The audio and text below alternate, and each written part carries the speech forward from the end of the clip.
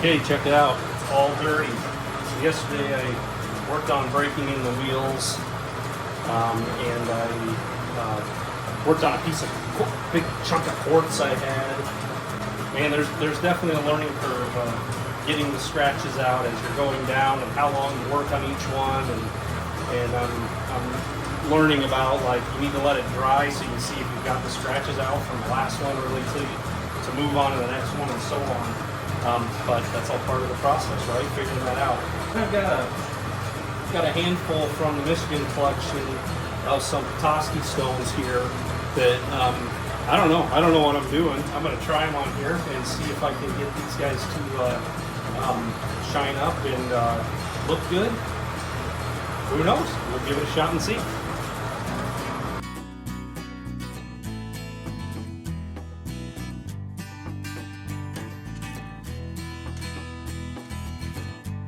Well, it's definitely coming along here, as you can see.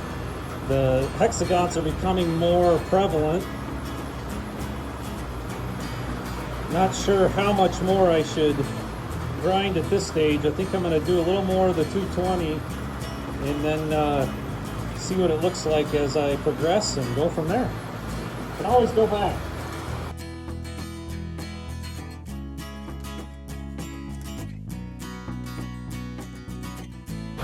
Well, tell me that's not amazing.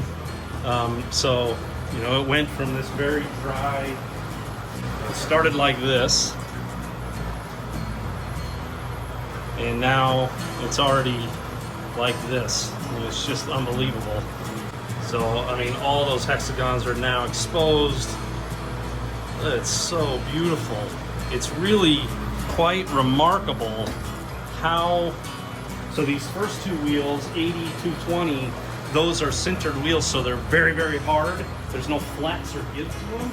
It's just a rigid piece.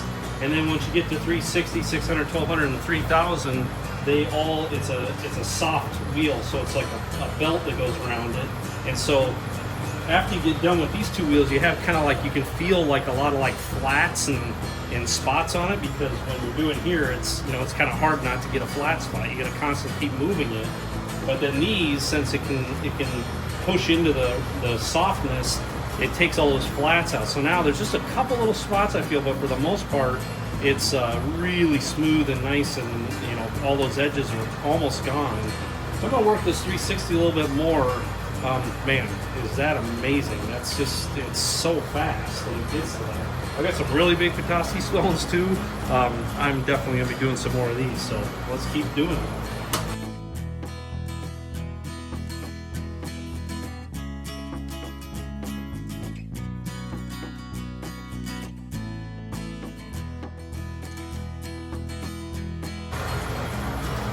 Okay, so here we are after going through all the wheels. Now, did I go long enough?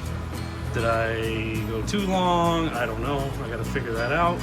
So I'm gonna let this dry for a minute and see, you know, are there a bunch of scratches that are visible and I need to go back, and it looks pretty good, to be honest, right now. I'm not really seeing any, you know, scratch marks or places where I need to go over it more. So hopefully that did it, which would be amazing, because I don't even think that was 15 minutes. Then I'll go to the pad here and polish it up with that, and then I'll go to the buffing wheel in the end, and we should have a finished product. So I'll let it dry and verify, and then we'll go from there. Well, it's been about 20 minutes, and it looks phenomenal to me. I don't see any scratches or grooves or lines from you know, the coarser wheels. It looks really nice. So I think I'm going to go ahead and you know, now I'm saying that, I'm seeing a little coarseness right there. So I think I'm going to maybe go through these last three wheels one more time and just make sure I got that cleaned up. Just getting in the light just right. There's just a little bit of pitting there. I don't really think it's from the wheels, but I think I can get a little bit better. So I'm going to do that. Then I'm going to come onto the pad here and try to finish this up.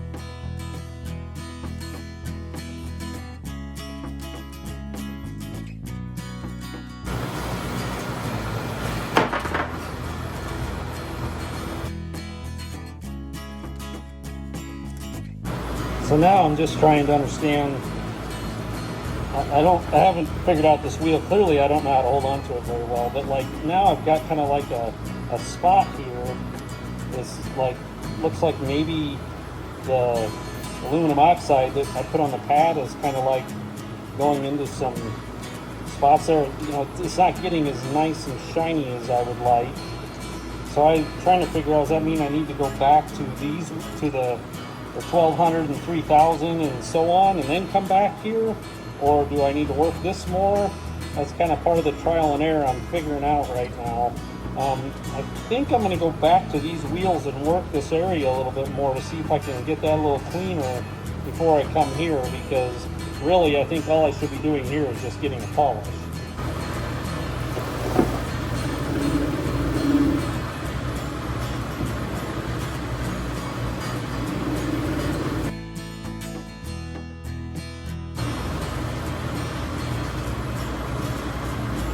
Well, that worked.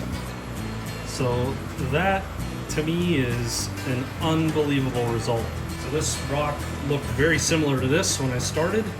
There was just a small amount of the hexagon pattern like this, obviously very hazy and like that. And about, I don't know, 20-25 minutes, I was able to get it to this kind of shine and expose the hexagon pattern that nicely. I am beyond thrilled. That's unbelievable. Obviously I have butterfingers and I'm having to figure out how much force to hold and how much pressure to put against the pad and so on. So I'm learning there. But for the most part, I worked on this a little bit more, trying to grind some more out there, but I think I was feeling like I was getting to a point where I was going to do more damage than good. And so I'm pretty happy with that result. I've only nicked myself, let's see, yeah, I got myself there once on a wheel beside me, and then right in the crook of my elbow, look at that guy, reaching around the pad on the end to get the spray bottle I got myself. So I'm doing pretty good. I'm learning that this snake will bite if I'm not careful, but look at how gorgeous that is. I'm going to do some more.